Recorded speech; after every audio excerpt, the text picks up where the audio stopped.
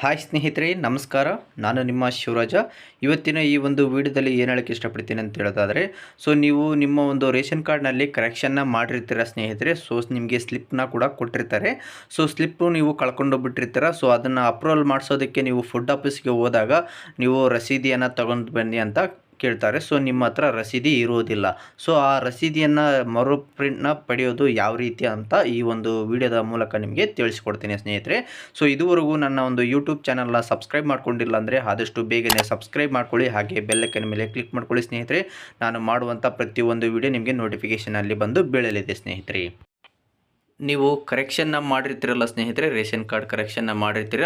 ಆ ರಸೀದಿಯನ್ನು ಮರು ಪ್ರಿಂಟ್ನ ಪಡೆಯೋದಕ್ಕೆ ರೇಷನ್ ಕಾರ್ಡ್ ಕರೆಕ್ಷನ್ ಸರ್ವರು ಬಿಡುಗಡೆ ಇರಬೇಕಾಗುತ್ತೆ. ಅಂತಹ ಸಂದರ್ಭದಲ್ಲಿ ಮಾತ್ರ ನಿಮಗೆ ರೇಷನ್ ಕಾರ್ಡ್ ಕರೆಕ್ಷನ್ನ ಮಾಡಿರುವಂತಹ ರಿಸಿಪ್ಟನ್ನು ಡೌನ್ಲೋಡ್ ಮಾಡ್ಕೊಳ್ಳೋಕ್ಕೆ ಬರುತ್ತೆ ಸ್ನೇಹಿತರೆ. ಓಕೆ, ಬನ್ನಿ ಸ್ನೇಹಿತರೆ. ಈಗ ನೀವು ಈಗಾಗಲೇ ಆಲ್ರೆಡಿ ರೇಷನ್ ಕಾರ್ಡ್ನ ಕರೆಕ್ಷನ್ನ ಮಾಡಿರ್ತೀರ. ಅದನ್ನು ಸ್ಲಿಪ್ನ ಜನ್ರೇಟ್ ಮಾಡೋದು ಯಾವ ರೀತಿ ಅಂತ ಈ ಒಂದು ವಿಡಿಯೋದಲ್ಲಿ ನಿಮಗೆ ತಿಳಿಸ್ಕೊಡ್ತೀನಿ. ಓಕೆ, ಇಲ್ಲಿ ಕನ್ನಡ ಅಂತ ಕ್ಲಿಕ್ ಮಾಡ್ಕೊಂಡಿದ್ದೀನಿ. ಓಕೆ, ಗೋ ಅಂತ ಕೊಡ್ತಾ ಇದ್ದೀನಿ ಸ್ನೇಹಿತರೆ.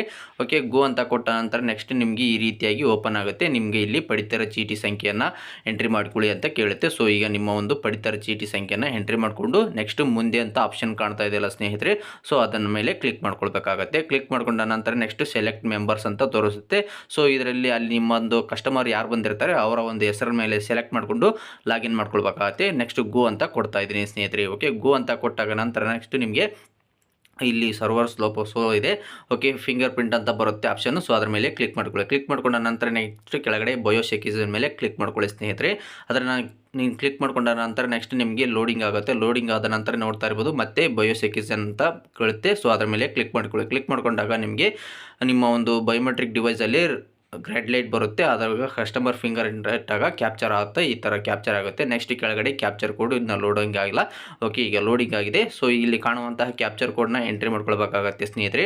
ಓಕೆ, ಕರೆಕ್ಟಾಗಿ ಎಂಟ್ರಿ ಮಾಡಿಕೊಂಡು ನೆಕ್ಸ್ಟ್ ಇಲ್ಲಿ ಕೆಳಗೆ ಪರಿಶೀಲಿಸಿ ಅಂತ ಇದೆಯಲ್ಲ, ಅದರ ಮೇಲೆ ಕ್ಲಿಕ್ ಮಾಡ್ಕೊಳ್ಬೇಕಾಗತ್ತೆ ಸ್ನೇಹಿತರೆ.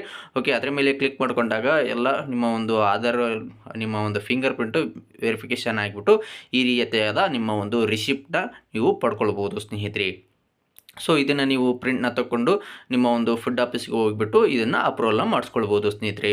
ನೋಡಿದ್ರಲ್ಲ ಸ್ನೇಹಿತರೆ, ಇವತ್ತಿನ ಈ ಒಂದು ವಿಡಿಯೋದಲ್ಲಿ ನೀವು ಈಗಾಗಲೇ ಆಲ್ರೆಡಿ ರೇಷನ್ ಕಾರ್ಡ್ನ ಕರೆಕ್ಷನ್ನ ಮಾಡ್ಕೊಂಡಿರ್ತೀರ. ಅದನ್ನು ರಿಸಿಪ್ಟ್ನ ನೀವು ಕಳ್ಕೊಂಡು ಬಿಟ್ಟಿರ್ತೀರ. ಅದನ್ನು ಪಡೆಯೋದು ಯಾವ ರೀತಿ ಅಂತ ಈ ಒಂದು ವಿಡಿಯೋದ ಮೂಲಕ ನಿಮಗೆ ತಿಳಿಸ್ಕೊಟ್ಟಿದ್ದೀನಿ. ಈ ಒಂದು ಮಾಹಿತಿ ನಿಮಗೆ ಇಷ್ಟ ಆಯಿತು ಅಂತ ನಾನು ಭಾವಿಸ್ತೀನಿ. ಈ ಒಂದು ವಿಡಿಯೋವನ್ನು ಎಲ್ಲರಿಗೂ ತಪ್ಪದೇ ಶೇರ್ ಮಾಡಿ. ಈ ಒಂದು ವಿಡಿಯೋಗೆ ಲೈಕ್ ಕೊಡಿ ಸ್ನೇಹಿತರೆ. ತುಂಬ ಧನ್ಯವಾದಗಳು.